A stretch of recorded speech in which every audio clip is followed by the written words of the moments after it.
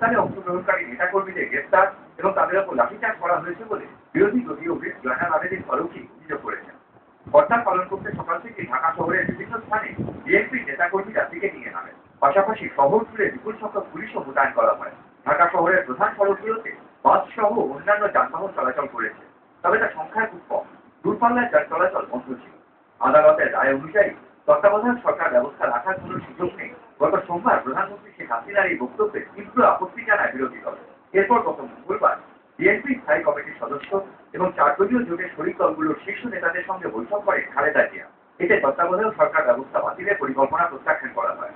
পরের দিন আলাদাভাবে 5ই জুন সারা দেশে সকাল সন্ধ্যে হরতাল পালনের ঘোষণা করা হয়। মহাজোট সরকারের আমলে এর আগে বিএনপি এককভাবে নানা ইস্যুতে 4 দিন হরতাল পালন করে। গ্যাস, জল এবং বিদ্যুতের চাহিদা পূরণ সহ 11টি দাবিতে গত বছরের 27 জুন প্রথম হরতাল পালন করে বিএনপি। রবিবার হরতালের সময় গ্রেফতার নির্যাতনের প্রতিবাদে 2 দিনের প্রতিবাদ কর্মসূচি ঘোষণা করেছে বিএনপি। জোনাল খানের রিপোর্ট।